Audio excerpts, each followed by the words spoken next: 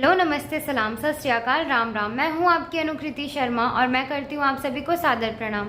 तो गाइस, जैसा कि हमने डिसाइड किया था कि मैं कुछ क्वेश्चंस के आपको जवाब दूंगी, तो उसके पहले मुझे पता है कि आप सभी को जो मैंने न्यूज़ दी थी वो बहुत ज़्यादा शॉकिंग लगी थी, लेकिन इतने सारे रिएक्शंस आएंगे मैंने कभी भी ये एक्सपेक्ट नहीं किया था। और आपने मुझे समझा और सपोर्ट किया, उसके लिए मैं आप सभी को दिल से धन्यवाद देना चाहती हूँ।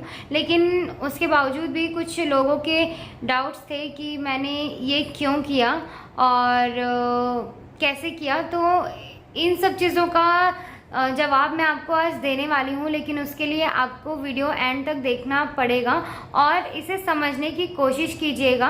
आपको सारे सवालों के जवाब इस वीडियो में मिल जाएंगे, आपके सारे डाउट्स क्लियर हो जाएंगे। दोस्तों, मैंने सारे कॉमन कमेंट्स को पढ़ा है और उनकी जवाब देने की मैंने कोशिश की है इस वीडियो में। और बहुत सारे कमेंट ऐसे भी थे जिसमें कहा है लोगों ने कि वो मेरे इस निर्णय से बहुत खुश हैं और वो मुझे सपोर्ट कर रहे हैं इस चीज़ को लेकर के और प्राउड फील करते हैं।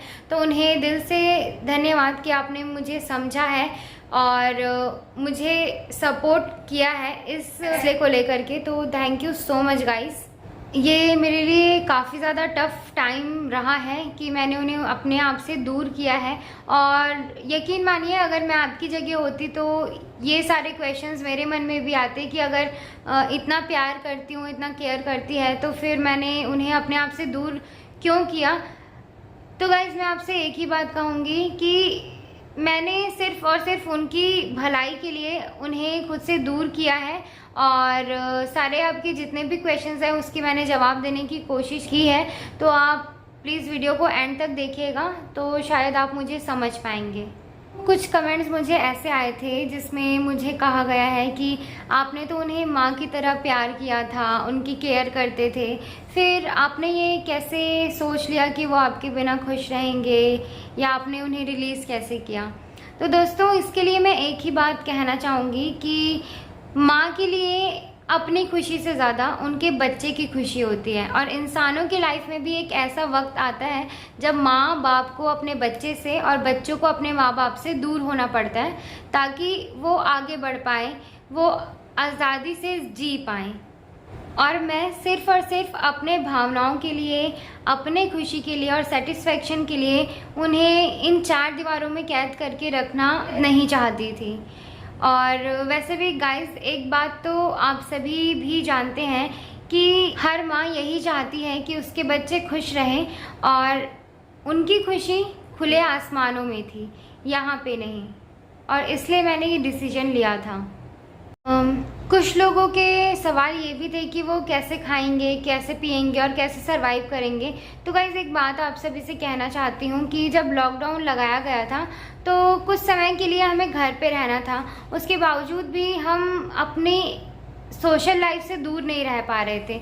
लेकिन फिर हम कौन होते हैं इन्हें इनकी वाइल्ड लाइफ से दूर करने वाले, क्योंकि ये तो इनका नेचुरल इंस्टिंक्ट है कि इन्हें वाइल्ड में रहना है, वहाँ पे सरवाइव करना है। और इनके लिए कोई बड़ी बात नहीं है, क्योंकि ये तो इनके इंस्टिंक्ट में ही है कि वो उस तरीके से सरवाइव कर पाएँ। इसलिए आप इस चीज़ की बिल्कुल टेंशन मत लीजिए कि वो कैसे सरवाइव करेंगे, उन्हें सिखाया जाएगा, वो सब सीख सकते हैं, क्योंकि वो इनके इंस्टिंक्ट में है कि वो अडॉप्ट करे उस चीज़ को, जिस तरीके से इंसान अलग अलग चीज़ों को सीखता है।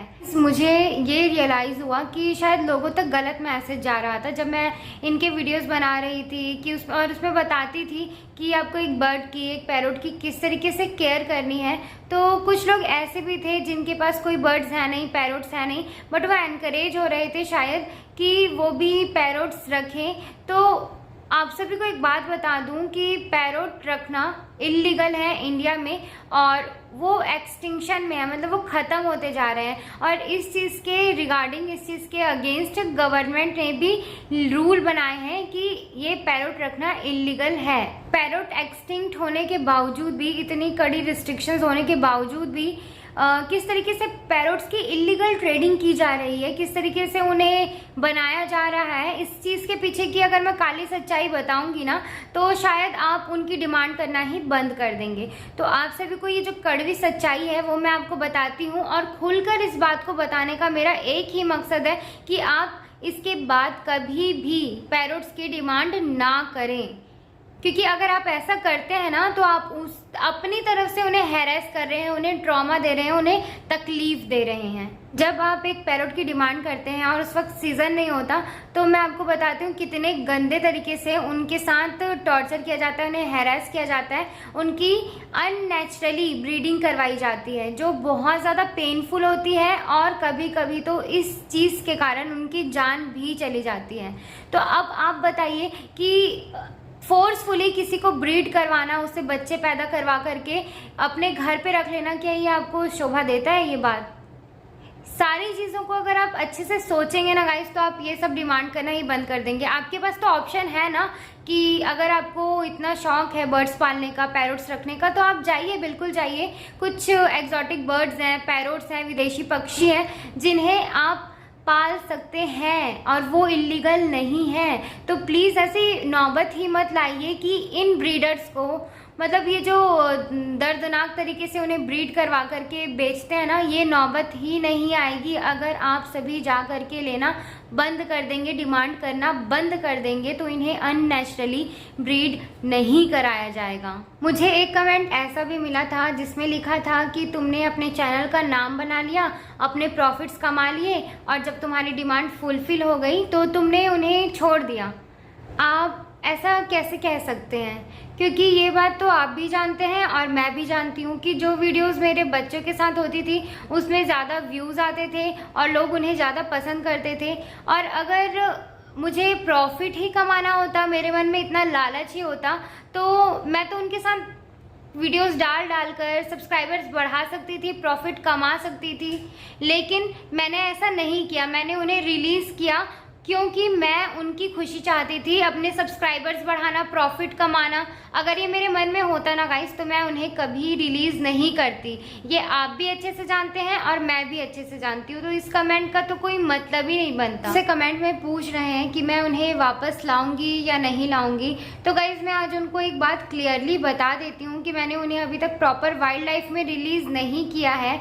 अगर वो वहाँ रहकर भी वाइल्ड लाइफ में सर्वाइव करने लायक नहीं रहते हैं या वो अपने आप से सर्वाइव नहीं कर पाएंगे, ऐसा कुछ मुझे लगता है, तो उन्हें बिल्कुल भी वाइल्ड में रिलीज़ नहीं किया जाएगा। और इस चीज़ की आप टेंशन बिल्कुल भी मत लीजिए, क्योंकि आप खुद भी मानते हैं कि मुझसे ज़्यादा केयर, मुझसे ज़्यादा प्यार उन्हें कोई नहीं कर सकता था। तो मैं उनके लिए कोई गलत डिसीज़न नहीं लूँगी।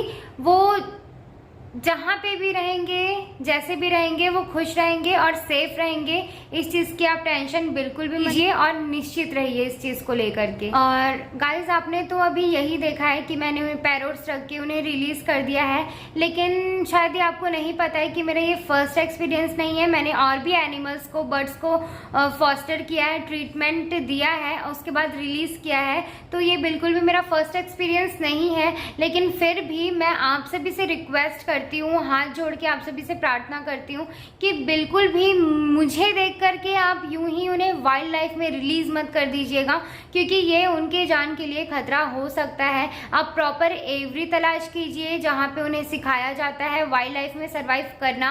और यदि आपको ऐसा कुछ नहीं मिलता है तो बिल्कुल भी रिलीज मत कीजिए, क्योंकि वो बचेंगे नहीं अगर आप ऐसा करते हैं। तो आप मुझे एक बात बताइए, जब लॉकडाउन लगा तो आपको घर पे रहने की आदत हो गई, इसके बाद आप घर पे ही रहे और कभी बाहर नहीं जाना चाहते थे। जब लॉकडाउन खुला तो आप बाहर गए ना, आदत छूटी ना घर पे रहने की। तो गाइस वैसे ही उनकी भी इतनी बड़ी लाइफ है। अब उनके इतनी बड़ी लाइफ से अगर मैंने 2 साल उन्हें फॉस्टर कर लिया, उन्हें ट्रीटमेंट दे दी और रख लिया अपने पास। इसका मतलब ये बिल्कुल नहीं होता है कि उनके आगे की 15-20 साल की जो लाइफ बची है उसे मैं अपने पास रख करके, अपने घर पे रख करके बर्बाद कर दूं। अभी मुझसे पूछ रहे हैं कि इतना बड़ा निर्णय लेने के पीछे का कारण क्या था अनुकृति, तो मैं आप सभी को बता दूं कि कुछ समय पहले से ही मैं इन्हें नोटिस कर रही थी, इनके बिहेवियर मैं देख रही थी। ये काफ़ी ज़्यादा मतलब कि अलग बिहेव करने लगे थे, क्योंकि मैं इन्हें केज्ड रखती नहीं थी कभी भी, ये खुले रहते थे। तो मैं देख रही थी ये ना बाहर उड़ना चाह रहे हैं। और अगर ऐसा हो जाता कि ये मेरे घर से यूं ही उड़ जाते, और पिछले बार की जैसे, मैं आपको एक बात और बताती हूँ, मैंने एक और बार बताई है ये बात कि मेरा टीटू, जब मैं तो इन्हें कभी केस रखती नहीं थी, जब टीटू का थोड़ा बहुत जो ठीक हो गया था, और वो जब मैं उसे ऐसे ही छत में जा कर के घुमाया करती थी, छत में वो उड़ता था, सब करता था, एक दिन अचानक से वो उड़ गया और उड़ करके वो एक ऐसी जगह चले गया जहाँ पे बहुत सारे इंसान थे। अब उन इंसानों में से किसी एक इंसान ने उसे बुलाया, वो उसके पास चले गया, उसके कंधे में बैठ करके उसके घर चले गया। मैंने बहुत ढूंढा, सारे सीसीटीवी, सारे जो मैं कर सकती थी, कंप्लेन एंड ऑल, सारे कुछ किए मैंने। ढूंढने के 8 दिन बाद जब वो मुझे मिला तो उसकी हालत ऐसी थी, उसके पंख पूरे काट दिए गए थे, इतने गंदे तरीके से काटे गए थे कि वो 1 साल लगा उस चीज़ को आने में, उसके पंख को आने में। उसके नेल्स ट्रिम कर दिए गए थे, जहाँ मैंने उसके पंख को हाथ नहीं लगाया था, उसके नेल्स को हाथ नहीं लगाया था, वहाँ उसका नेल्स और पंख काट दिया गया था। तो ये सिचुएशन मैं बिल्कुल भी कभी फिर से नहीं फेस करना चाहती थी कि कोई उसे इस तरीके से टॉर्चर करे, इन्हें इस तरीके से टॉर्चर करे। तो मैंने जब इनके बिहेवियर में देखा कि ये बाहर उड़ना चाह रहे हैं, तो मैंने झट से ये डिसीजन लिया कि मैं इन्हें सिखाऊंगी वाइल्ड लाइफ में किस तरीके से सरवाइव करना है, उसके बाद ही मैं इन्हें रिलीज़ करूंगी, ताकि ये ऐसे लोगों के हाथ ना पड़े।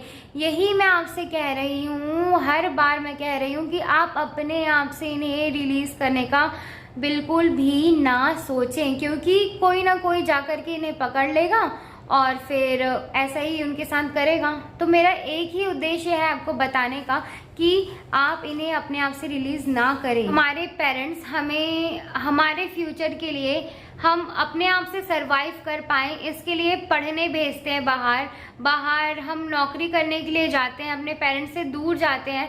उसी तरीके से मेरा भी ये डिसीजन था कि शायद अगर मैं इन्हें इनके सराउंडिंग में छोड़ती हूँ, इन्हें वाइल्ड लाइफ में जीना सिखाती हूँ, तो ये अपने आप से सरवाइव करना सीखेंगे। तो और जो इनकी बाकी आगे की जो लाइफ है वो उनके तरीके से वो जी पाएंगे। तो मैंने यही सोच के रिलीज़ किया था। आपके लिए शायद ये बोलना, कमेंट करना बहुत इजी होगा, लेकिन उतना ही डिफ़िकल्ट है मेरे लिए ये एक्सेप्ट करना कि मैंने उन्हें रिलीज़ कर दिया है, अब वो कैसे रहेंगे या कुछ। मुझसे ज़्यादा तो कोई इस चीज़ की चिंता नहीं कर सकता।